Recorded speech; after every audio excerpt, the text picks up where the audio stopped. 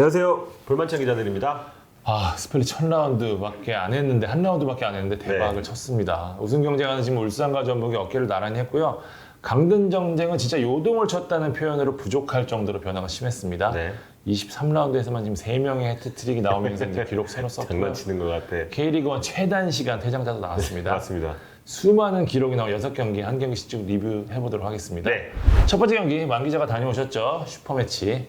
수원이 마침내 지긋지긋한 슈퍼매치 무승 수령을 끊었습니다. 제가 프리뷰 때 얘기했죠. 수원이 이제 이길 때가 됐었어요. 예, 왜냐하면 수원 때문도 있지만 서울이 워낙 좋지 않기 때문에 예, 수원이 잡을 거라 예상했었는데 5년 5개월 8일 만에 예, 수원이 슈퍼매치 승리한 걸 가져왔습니다. 예, 현장에 있던 후배 기자들 중에는 마지막 승리를 기억하지 못하는 기자들도 꽤 예, 있더라고요. 그 정도로 아주 오래된 그런 일인데요. 수원 팬들에게 참 힘든 시간이었겠다 싶어요. 5년이라는 시간 굉장히 긴 시간이고 그러니까요. 예, 박건하 감독도 부임 후 첫 데뷔전이 슈퍼매치였잖아요. 선수단 파악도 제대로 안 된 상태에서 1대1로 패했고 경기 끝나고 뭐 이런 질문 받았죠. 뭐 이 정도 전적인데 18경 동안 못 이겼는데 라이벌 맞냐? 서울이. 그리고 강등되는 수원 상상해 본 적 있냐? 거의 진당을 뺐습니다. 대답을 할 때. 그렇지. 네. 근데 이번 기자회견에서 확실히 당당하다. 이게 수원 정신입니다라고까지 얘기할 정도로 좀 당당할 수 있을 정도의 경기력이었어요. 예, 처음부터 타가트가 완벽한 터치에 의한 왼발 발리 터닝슛. 멋있었어요. 스로 좀 득점을 했고 또 후반에 좀 그 다음부터 좀 밀리긴 했지만 후반 초반에 실점을 한 다음에 다시 한번 좀 타가트가 골을 넣으면서 생각보다 일찍 좀 재체 역전골을 나왔습니다. 그리고 마지막에 타가트가 또 한 번 헤트트릭을 완성을 하면서 3대1 승리를 완성했는데 타가트 골이 왼발 오른발 헤더 퍼펙트 헤트트릭이 지금 나왔습니다.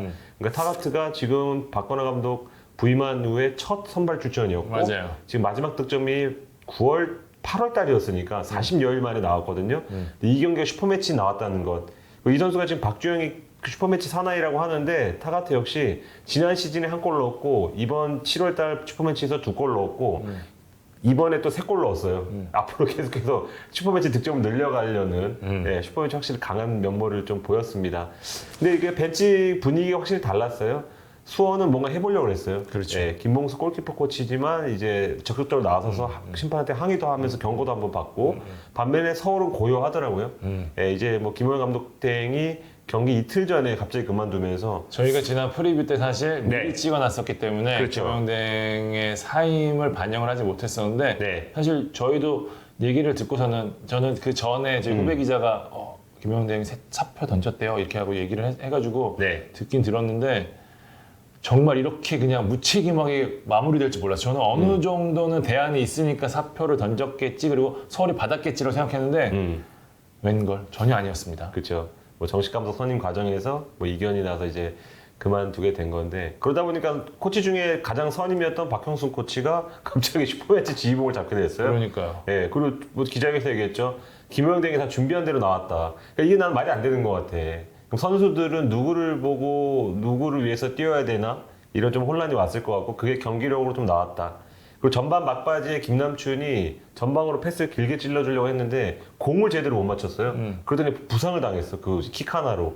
그게 서울의 올 시즌 행보를 보여준 게 아닌가? 진짜 말도 안 되는 거예요. 진짜 학교로 치면 교장이 없어졌는데 네. 담임도 없어지고 네. 반장이 지금 팀을 이끄는 거예요. 그러다 보니까 슈퍼매치 징크스만큼은 좀 이어가고 싶었겠지만 이날 패하면서 3경기 연속 지금 승리가 없어졌고 진짜로 이날 경기를 통해서 어떤 강등 걱정을 이제 해야 될 그런 위치까지 떨어졌습니다. 반면에 수원은 포항 비기고 강원 잡고 이 경기 잡으면서 3경기 승점 7점 확실히 조금 올라서는 그런 느낌이 있네요. 확실히 그렇습니다. 네, 다음 경기도 강등 전쟁 경기인데요. 가을 인천의 힘은 도대체 뭘까? 인천이 성남을 6대0으로 대승을 거뒀습니다. 말도 안 돼. 아마 가장 놀란 경기가 아닐까 네. 이번 라운드에서. 네. 저는 그 시각에 이제 안산 대전전을 안산에서 취재하고 있었는데 네. 다들 보면서 놀랐습니다. 전반만 전반은 좀 봤거든요. 네. 이 정도면 인천이 이겼다고 그냥 안산 대전 기사 쓰고 있었는데 후반에 4골을 더 넣었더라고요. 와, 사실 이 경기는 연재훈이 전반 2분 만에 퇴장당하면서 끝이 났습니다. 네. 네. 성남이 이 경기에 공을 많이 들인 게 전북과 FA컵에서 완벽한 로테이션을 썼단 말이에요. 그쵸. 이 경기를 잡겠다는 뜻으로 했는데 연재훈이 퇴장을 당하면서 준비한 걸 펼쳐보지도 못하고 무너졌습니다. VAR 결과 경고에서 이제 퇴장으로 번복했는데 상식적인 판정이었어요. 그 트래핑은 연재현이 두고두고 땅을 칠 것 같습니다. 연재현 선수가 사실 올 시즌 내내 성남 수비를 하드 캐리한 선수였거든요. 네. 저는 임채민 선수가 성남 수비의 핵이라고 생각했는데 올 시즌 연재현 선수가 하는 걸 보고서는 저 선수가 오히려 더 높은 비중을 차지했던 맞습니다. 게 아닐까 생각했을 정도로 좋은 경기를 계속했는데 네. 중요한 경기에서 고개를 숙였고요. 연재현이 빠진 수비진은 정말 지금 볼품이 없었다 이렇게 느껴졌습니다. 인천 공격이 좋은 것도 있었지만 성남 특유의 블록 수비가 아예 안 됐습니다. 전반 인천 점유율 보니까 73%였더라고요. 거의 원사이드 게임이었고요. 네. 가을 레반도프스키라고 불리는 이 무고사 선수가 4경기 만에 다시 해트트릭을 했는데 네. 저는 김도혁 선수 칭찬 좀 해주도록 하겠습니다. 사실 전역한 이후 지난 시즌 후반기 그리고 올 시즌 전반기 제가 여러 차례 좀 언급하기도 했지만 개인적으로 실망스러웠던 선수로 인천 내부에서도 평가가 썩 좋지 않았던 선수가 김도혁 선수였어요. 군입대 전에는 사실 굉장히 매력적인 미드필더였거든요. 그쵸. 왼발도 잘 쓰고 활동량 어마어마하고 마무리도 잘하는 선수였는데 1년 가까이 폼이 안 나왔는데 역시 찬바람 부니까 또 각성했습니다. 지금 김도혁은 우리가 알던 잘할 때 김도혁이고요. 중앙에서 활동량 여전하고요. 이제 공격적인 마무리까지 좋습니다. 단순한 제가 피니시를 얘기하는 게 아니라 전환, 패스, 돌파 이런 부분 다 위력적이었고요. 물론 그 세 번째 골 왼발. 가마차기 와. 기가 막혔습니다. 네. 김도혁 선수 살아나면서 중앙 쪽 운영이 훨씬 날카로워졌고요. 네 번째 골이 저는 굉장히 인상적이었는데 이미 성남 선수들 뭐 전의를 상실하긴 했지만 어쨌든 인천도 승부를 거의 확정지은 상황이었는데 그때도 압박이 세게 들어가더라고요. 그러면서 딱 뺏어가지고 김도혁 선수 마무리하는데 지금 인천이 선수들이 어떤 생각을 갖고 플레이하는지 딱 보여주는 장면이었습니다. 이전에 사실 인천이 14경기에서 8골밖에 못 넣었어요. 멀티골을 한 번도 넣은 적이 없고 네. 근데 9경기 지금 13골 몰아넣으면서 이제 다득점에서도 라이벌 팀과 어깨를 나란히 했거든요. 막판 갈수록 중요한 게 다득점입니다. 지난 시즌 울산이 우승을 놓친 것도 한 골 때문이었잖아요. 근데 어쨌든 인천 입장에서는 이 다득점을 해결했기 때문에 잔류를 위한 중요한 키를 마련했고요. 성남은 이제 벼르고 벼렸던 경기에서 무너지면서 이제 큰일이 났는데 결국 성남은 계속해서 얘기 드리지만 마무리에서 어려움을 겪는 팀이기 때문에 수비에서 버텨야 하는데 연재현 없이 지금 2경기를 치러야 합니다. 추가적으로 더 지금 뭐 징계가 나온다면은 그럴 수도 있지만 그런 건 아닐 가능성이 높으니까 2경기를 치러야 되는 상황인데 과연 어떻게 넘길지 좀 김남일 감독의 고민이 클 것 같고요. 들어보니 분위기가 굉장히 다운됐다고 합니다. 네. 성남도 이제 강등이 현실에 왔습니다. 일단 뭐 다음 경기로 가보면 강원이 파이널비 추락의 아픔을 딛고 2대0으로 부산을 꺾었습니다. 부산 얘기부터 해야 될 것 같아요. 네. 정말 저는 지금 개인적으로 성남보다 부산이 더 큰일 났다고 보는데 네. 이날 패배로 최하위로 추락했습니다. 부산의 패턴 똑같아요. 항상 좀 쉽게 선제골 내줘요. 그러다가 어렵게 흐름 찾아서 계속 몰아붙여요. 근데 몰아붙이다가 골 못 넣어요. 그러다가 추가골 내줘요. 이런 패턴으로 계속 오고 있어요. 지금 해결이 안 돼요. 지금 가장 중요한 게 9월이었는데 승점을 9월 동안 2점밖에 챙기지 못했어요. 내부 분위기 지금 거의 최악에 가깝다는 얘기 들리고요. 지난 방송부터 제가 여러 차례 언급을 드리는데 계속 전문가들이 지금 수원, 인천 아니고 지금 부산을 강등 후보로 뽑고 있단 말이에요. 네.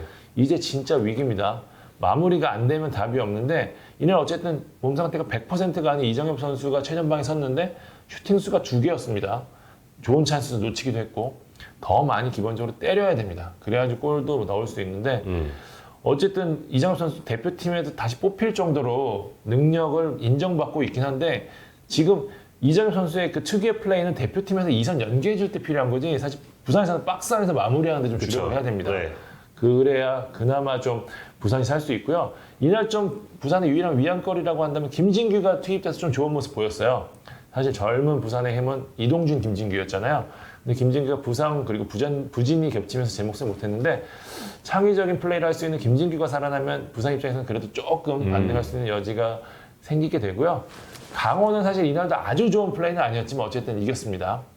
고무열의 선제골이 컸는데 오. 한국영 스루 패스가 환상 그 자체였습니다. 네. 선수들도 딱골 넣었는데 한국영한테 가서 앉더라고요. 그 정도로 정말 멋있는 진짜 패스였고 떠먹이 줬죠. 네. 이영재의 쐐기골까지 터지면서 강원은 사실 누가 해줘야 되냐? 고무열, 한국영, 이영재, 김승대가 해줘야 되는 팀이었어요. 근데 어쨌든 그중에 김승대 선수 안 나왔으니까 고무열, 한국영, 이영재가 공격 포인트를 올렸다는 점 강원 입장에 고무적이고요. 강등 전쟁이 좀 치열한 상황 속에서 어쨌든 이제 최하위 팀과 승점 차를 6점까지 벌렸던 거는 강원 입장에서 이제 남은 4경기의 부담을 줄일 수 있는 부분이 된 것 같습니다. 네. 자, 파이널 A 가보도록 하겠습니다. 전북이 상주를 잡았습니다. 일단 전북은 늘 나왔던 대로 나왔습니다. 그냥 변화가 없어. 네, 변화가 없습니다. 근데 상주는 라인업에 변화가 조금 많이 있었습니다. 일단 문선민, 이창근이 아예 명단에 빠졌고요. 권경원은 교체 명단에 들었는데 결국 출전하지 않았습니다. 근데 경기 후에 김태형 감독이 이유를 밝혔죠. 문선민, 권경원이 전북 출신이다 보니까 부담을 가질 것 같아서 투입하지 않았다. 페태양 감독이 이런 게 확실해. 그래서 저녁 앞두고는 뭐 네. 부상 당할까 빼주고 그렇죠. 이런 것 때문에 선수들이 잘 따르는 게 아닌가 싶은 생각도 좀 들어요. 일단 3위 재탈한 욕심이 좀 났을 것도 같은데 그것보다는 좀 선수 마음을 좀 헤아린 좀 부담을 줄이기 위한 그런 선택을 했다는 점에서 좀 일반적인 감독이랑 다른 생각을 좀 하는구나 이런 생각이 들었고 고살처럼 생겼잖아요. 그렇죠. 근데 반면에 이제 오세훈은 모처럼 정말 선발 투입했습니다. 오세훈은 동기부여가 있죠. 일단 울산 출신이다 보니까 전북한테 잘 보이면 울산 형들한테 칭찬받을 수 있죠. 그렇죠. 예, 쉽게 돌아갈 수도 있고. 오현규가 인천을 상대 그렇죠. 열심히 했던 것처럼. 예, 수원한테 좀 잘 보였던 것처럼. 근데 오세훈이 이날 한 건 했다면 조금 김동훈 감독도 축하 메시지를 보냈을 텐데 전반 두 번의 슈팅이 좀 아쉬웠어요. 좀 몸 상태가 그렇게 나쁘진 않았지만 슈팅 두 개가 하나는 수비벽에 맡기고 하나는 뭐 골대를 벗어나면서 아쉽게 득점을 하지 못했습니다. 그리고 바로 교체됐죠 후반에. 근데 그 다음에 뭐 오세훈 때문은 아니겠지만 전반에 잘하던 그 상주가 후반에 들어서 기세가 완전히 좀 전북으로 넘어간 그런 좀 패턴을 보였습니다. 경기를 본다면 볼 점유 시간이 상주가 35분 대고 전북이 23분 대예요. 12분을 더 상주가 소지를 했지만 후반에 들어서 서서히 기세가 넘어가고 그리고 권경원이 빠진 상주 수비수들이 구스타포를 점점 버거워하기 시작했습니다. 공중볼 따내는 횟수가 계속 늘어나고 이날 구스타포가 슈팅이 6개예요 혼자. 네, 상주보다 하나 더 적어요 개인이. 근데 그 중에서 골대 맞는 것도 있었고 결국은 한 골도 못 넣어서 아마 제대로 잠을 못 잤겠지만 어쨌거나 구스타포가 옆으로 넘겨준 공을 교체 투입한 이승기가 잘 밀어 넣으면서 결국은 이제 공격력 차이가 이 승부를 가를 수밖에 없었다. 저는 여기서 이제 비길 것 같았는데 여기까지 막을 수 있을 것 같았는데 권경원 빠진 자리가 아무래도 좀 커 보였다. 그렇죠. 예. 반면에 그 상주 같은 경우에는 오세훈 뭐 이렇게 문선민 같은 선수들이 초반부터 좀 몰아치지 않으면 골 넣기가 생각보다 쉽지 않다는 걸 다시 한번 알게 된 그런 경기였습니다.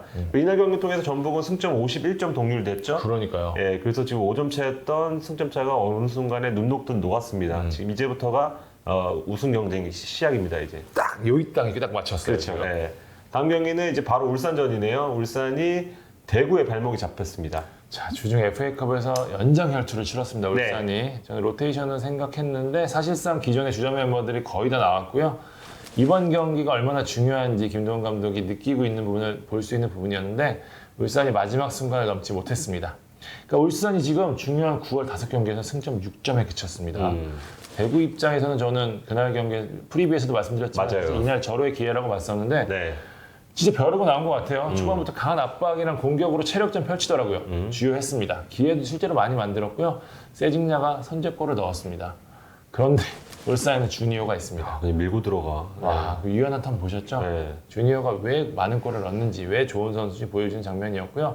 이어 김태환, 보기 드문 왼발 슈팅으로 역전골까지 넣었는데 김도훈 감독 그렇게 좋아하는 거 오랜만에 본 것 같아요. 골 넣어도 맨날 그냥 이러고 말잖아요. 근데 와 좋아하는 거 보니까 이번 경기 잡으면 치고 나갈 수 있겠구나라는 생각을 좀 했던 것 같아요. 고비라고 생각했던 것 같아요. 네. 그래서 지금 갑자기 이동경 선수를 빼고 김기인 오면서 이제 수비 강화를 하고 그랬는데 네. 사실 뭐 김동훈 감독 실수라고 하는데 저는 실수라고까지 보고 싶지는 않아요. 충분히 할 수 있는 네, 대구가 올라오고 있었기 때문에 김기의 투입으로 어느 정도 좀 잠그겠다라는 생각이 들을 텐데 저는 뭐 그것보다는 사실 밑에 수비를 좀 너무 진을 치려고 했다는 마인드 자체가 좀 아쉬웠던 것 같습니다. 김동훈 감독이 더 공격적이었어야 한다고 하는데 저는 오히려 더 워낙 울산이 공격력이 좋기 때문에 저쪽에 올라오면 뒷공간을 노리는 거를 좀 가면 훨씬 더 상대가 괴롭지 않았을까 싶은데 네. 어쨌든 그 부분을 좀 간과했던 게 조금 아쉽고요.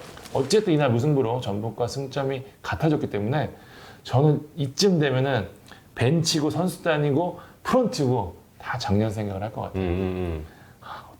어떡하지? 이러면 팀이 잘하는 것도 못하거든요. 쫓기는 입장이 됐어요. 네. 그 마음을 지금 어떻게든 지금 푸는 게 좀 중요하고요.